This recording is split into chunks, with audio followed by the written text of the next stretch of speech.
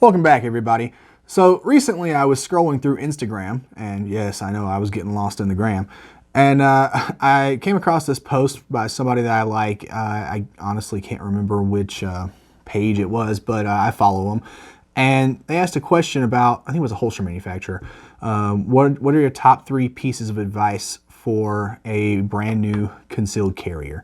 And I posted my 3 pieces of advice or whatever, but that kind of got me thinking. My top 5 pieces of advice for a new concealed carrier, and I wanted to make a video about that. This is kind of important to me because we're working through the process with Mrs. Country of getting her into concealed carry. I mean, we've got her a home defense gun and a good holster for that, as well as a light. We've got her a good carry belt, all of which you guys are going to end up seeing and we're going to review. But we're getting her some time on these items before we do anything like that. We've got her concealed carry gun, but we don't have it, we don't have any accessories or anything on it. We don't have a holster for it, anything like that yet. Just trying to work down this road and get her to the point where she can go get her concealed carry license and carry confidently and be confident in her ability to use that gun, God forbid, if she had to defend herself. So that's kind of why this kind of resonated with me, because I see a lot of the mistakes that I made and that a lot of other people make when they start carrying. I see where it would be really easy for her to go down that road without my experience and the mistakes that I've made, basically her learning from my mistakes. And I'm not controlling her decisions at all in this process. I'm not saying you have to have this gun, this holster, this, that. I'm not doing any of that. You can ask her. That's not what's going on. I'm telling her, you want a good belt because this and that, whatever. Getting a little off topic. The point is, I want to put this out there for people who may be newer to concealed carry, to try to give you guys the 5 biggest lessons that I've learned through concealed carry, my time concealed carrying, which I've been doing for years now.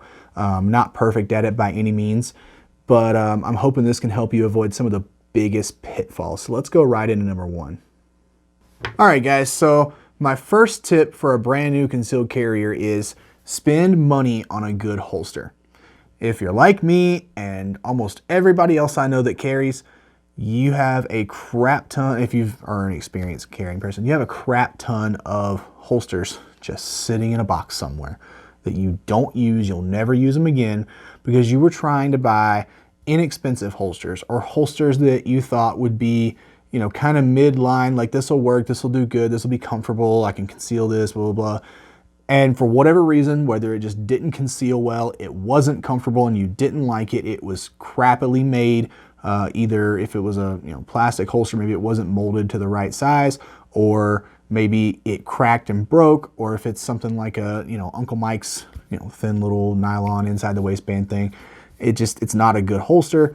We've all been there. We've all done it. So if you're new to concealed carry and you're trying to decide what to get, maybe you don't have a whole lot of money, and I totally get that. That's a real thing. Save up and buy a good holster. It doesn't have to be a $300 custom holster with all kinds of camouflage or flag prints or anything crazy. But make sure it's a good quality holster from a good manufacturer who has a lot of good reviews, and a lot of people who know what they're talking about are saying good things. You can find thousands and thousands of holster reviews on YouTube, if not more than that. So go do some research and find a company that has a product that will work well for you. Now, as far as where to carry, outside the waistband, inside the waistband, appendix, small of back, 3 o'clock, 4 o'clock, cross draw, I'm not going to get into that because that's going to depend a lot on your body type and your lifestyle, the things you do every day, what kind of gun you're going to carry, how big it is, whether or not you're going to get pants a size bigger. Do you wear tighter shirts and tops and stuff, or do you wear like hoodies all the time? That's a whole different discussion. But wherever, wherever you decide to carry, make sure you have a good quality holster. That's number 1. Trust me, you'll thank me later, and so will your wallet. Number 2 is basically the same thing as number 1, except it's spend money on a good quality belt. Now again, it doesn't have to be some $150 thing. You can get really, really good everyday carry belts for 35 bucks all the way up to, you know, however much you want to spend. I mean, there are companies out there where you're paying for the name. Again, which one you get, what material you get it made out of, that's up to you. They have them made out of leather, nylon webbing, all kinds of stuff. They have some that have a Kydex liner on the inside to give it some extra rigidity. But what you want is a good belt that is going to fit well, and it's going to account for the room for the gun if it's inside your waistband. And you want it to be sturdy and rigid. You want to be able to take the belt, put it through the loop, and hold it up in front of you and it not dip or roll or bend at all.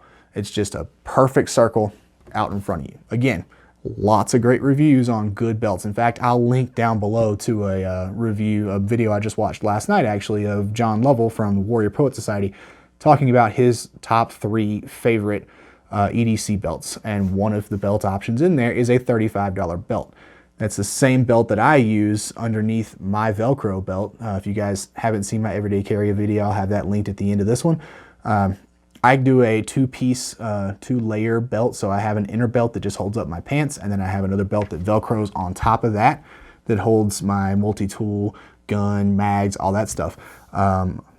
That's what I like to use, but the $35 belt in his video is the base layer belt that I wear. So it's a good one. I can attest to that for sure. But bottom line, spend money on a good belt. You don't want to get a belt that's going to be saggy and your holster is going to end up bending it and ruining it and make it look like crap. It's going to be uncomfortable to wear. Your gun or whatever else you put on your belt is going to be flopping around. It's not going to be secure. It's not going to hold the belt in one spot, so it's going to be shifting on you.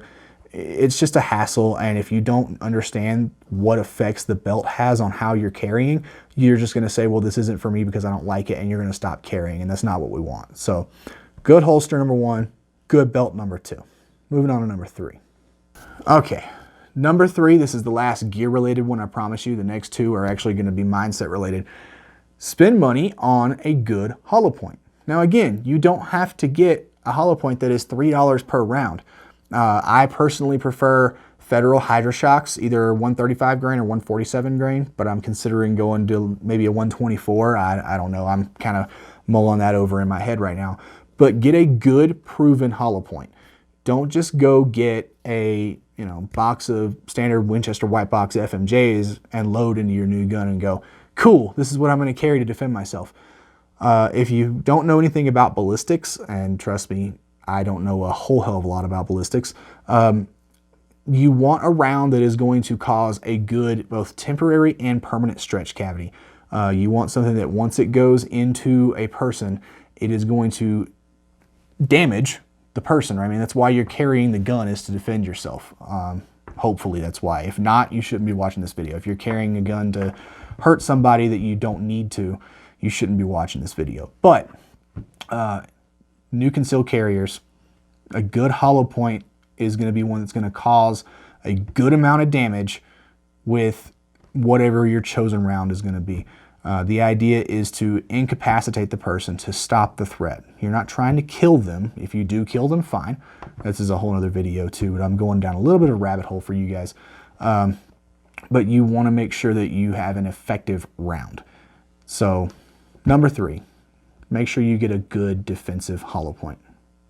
Number 4, don't constantly pat your gun or touch it or caress it or whatever you want to call it while you're carrying to make sure it's still there and still in place. That is a really, really good telltale sign to people who are paying attention that you do have a gun. And if you're concealed carrying, the whole goal is for people not to know you have a gun. Whether it's legal or not, whether you're licensed or not, you still don't want everybody just knowing you have a gun. That draws a lot of attention, and it just kind of looks weird. I mean, you're walking through Walmart, like, grabbing Q-tips and soap and stuff, and you're like, you're constantly patting that gun and tapping, going, oh yeah, no, it's still there. You don't do that. That's a new habit for new concealed carriers, and it's a hard one to break. I used to do it all the time, but then I grew out of it. Eventually, I learned that I could trust my holster. Part of this is having a good holster. If you have a good holster, you know the gun is going to stay there. It's not just going to slip out as you're walking or something. and you don't have to worry about that crappy holster not holding onto your gun. So number 4, don't constantly pat, tap, caress, rub, gently touch and feel your gun. You don't need to, especially if you have a good holster and a good belt. So that's that one. And number 5, no, not everybody knows you're carrying. Now, when you first start carrying, you're gonna feel like everybody around you just somehow has Superman's X-ray vision and knows you're carrying a gun. That's just not the case. I remember the first time that I carried concealed, I had just gotten my concealed carry license. I picked up a pistol the same day, got a crappy inside the waistband holster by Uncle Mike's, and I put it in the small of my back. And I was wearing either a polo or a button-up or some baggy enough shirt to conceal it. And I went to Walmart. And, I had that thought going through my mind of, am I sure this is legal? Am I sure that this is going to let me carry here? This isn't just for the vehicle? Because I got my permit when I was in Alabama. So in Alabama, if you don't know, in order to carry a loaded handgun in your vehicle, you have to have a concealed carry license. It's not just, oh, well, that's your vehicle, so you can do that. Like other states will let you just carry it in your vehicle without a license. Alabama's not one of those. So as I get to Walmart, I go to grab the gun from under the truck seat, and I'm thinking, is this legal? Am I actually going to be allowed to carry this in Walmart? But I reassured myself that yes, it was in fact legal, and that's why I got the license in the first place. So I put the gun in the small of my back, went into Walmart, and I was actually going to buy some good hollow points for it.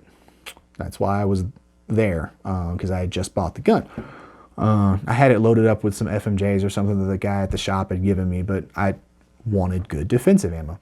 So anyway, I walk in, and I intentionally went through the automotive section of Walmart instead of going through the front because I figured there'd be fewer people over there, and that trepidation of everybody knows I have a gun kind of started creeping in.